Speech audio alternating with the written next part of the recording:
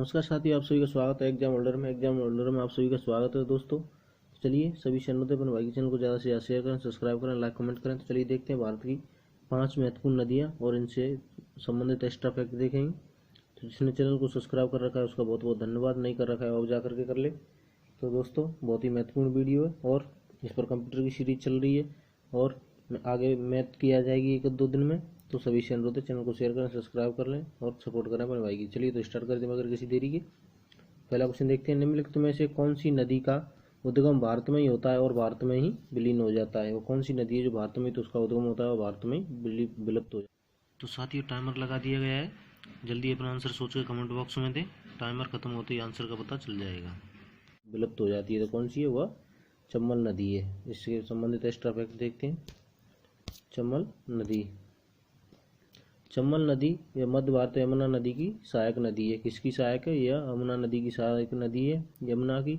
और जानापाव मध्य प्रदेश यानी जानापाव की पहाड़ी महू मध्य प्रदेश से निकलती है। और यह कहाँ पर? इटावा उत्तर प्रदेश में यह चंबल की यमुना की सहायक हो जाती है, जहाँ यमुना में मिल जाती है। चलिए अगला क्वेश्चन देखते हैं। निम्नलिखित में से किस नदी को दक्षिणी गंगा के नाम से जाना जाता है? किस नदी को दक्षिण गंगा के नाम से जाना जाता है? तो किसको जाना जाता है? यदि अपना आंसर सोचें और कमेंट बॉक्स में तो आंसर सोचें अपना। यह गोदावरी को जाना जाता है। सी ऑप्शन हो जाएगा गोदावरी। गोदावरी दक्षिण भारत की एक प्रमुख नदी है। यह नदी दूसरी प्रायद्वीपीय नदियों में से भारतीय प्रायद्वीपीय नदियों में से सबसे बड़ी नदी है और इसे दक्षिणी गंगा के नाम से जाना जाता है।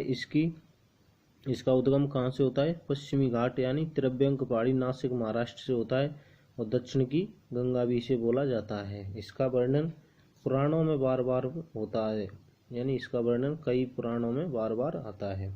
गोदावरी ये दक्षिण की सबसे प्रमुख नदी है और दूसरी प्रायद्वीपीय नदियों में से सबसे बड़ी है। इसे दक्षिणी गंगा या दक्षिण की गंगा के नाम से जाना जाता है। और कहाँ से उद्गम होता है इसका उद्गम होता है नासिक महाराष्ट्र से। कहाँ से? नासिक महाराष्ट्र से होता है। चलिए तो अगला क्वेश्चन देखते हैं। मध्य प्रदेश में स्थित इंदिरा सागर बांध निम्नलिखित में से किस नदी पर बनाया गया है? मध्य प्रदेश में स्थित इंदिरा सागर बांध निम्नलिखित में से किस नदी पर बनाया गया है? तो किस पर? आंसर सोचें, जल्दी बताएं और अपना मिलान करें आंसर का। बनाया गया है, यह नर्मदा पर बनाया गया है। सी ऑप्शन हो जाएगा नर्मदा। किस पर बनाया गया है? नर्मदा पर बनाया गया है। इससे संबंधित एक्स्ट्रा फैक्ट देखते हैं। इंदिरा सागर बांध मध्य प्रदेश में नर्मदा नदी पर खंडवा जिले में, कहाँ पर है? खंडवा जिले में नर्मदा नगर स्थान के पास निर्मित एक बहुउद्देशीय बांध है। बहुउद्देशीय बांध कौन सा होता है? जिससे बहुत सारे काम में लिया जाता है, जैसे सिंचाई, विद्युत वगैरह। यह बहुउद्देशीय परियोजना में आ जाता है।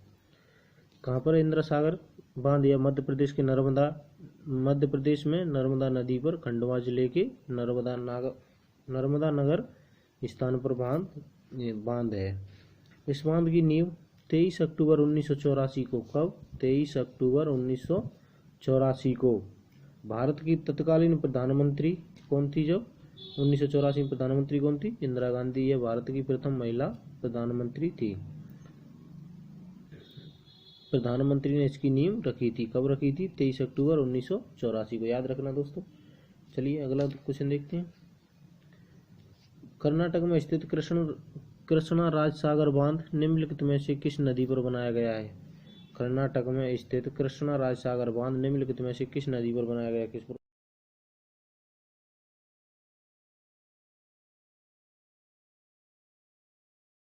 बनाया गया? यह कावेरी पर बनाया गया। ये ऑप्शन हो जाएगा कावेरी।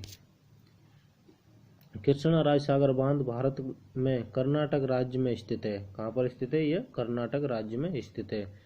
इसकी योजना का कार्य व निर्माण एम विश्वेश्वरैया ने, किसने किया था? एम विश्वेश्वरैया ने 1932 में शुरू किया। कब शुरू किया था? 1932 में शुरू किया गया। इस बांध से कावेरी, हेमावती और लक्ष्मण तीर्थ नदियां आपस में मिलती हैं। कौन कौन सी मिलती हैं इस बांध से? कावेरी, हेमावती और लक्ष्मण तीर्थ नदियां आपस में मिलती हैं। तो चलिए अगला क्वेश्चन देखते हैं। निम्नलिखित में से कौन सी नदी ताजे पानी की डॉल्फिन के लिए घर है? इनमें से वो कौन सी नदी है जो डॉल्फिन के घर है? तो कौन सी हो जाएगी?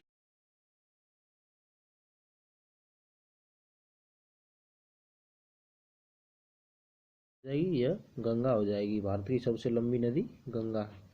गंगा नदी का उद्गम कहाँ से होता है? यह उत्तराखंड से उद्गम होता है। गंगोत्री यमुना उत्तराखंड से। गंगा डॉल्फिन तथा सिंधु नदी डॉल्फिन गंगा तथा सिंधु नदी में पाई जाती हैं। यह डॉल्फिन कहाँ पर पाई जाती हैं? गंगा और सिंधु में पाई जाती हैं। मीठे पानी की डॉल्फिन की 2 प्रजातियां हैं। ये भारत और बांग्लादेश, नेपाल, पाकिस्तान में पाई जाती हैं। कहाँ पर पाई जाती है? भारत, नेपाल, बांग्लादेश और पाकिस्तान में पाई जाती हैं।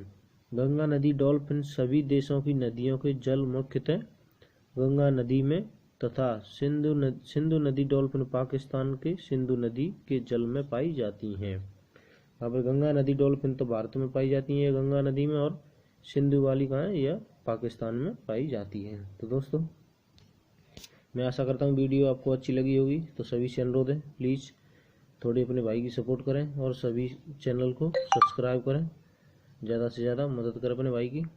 तो और हमारा यूट्यूब चैनल दोस्तों यह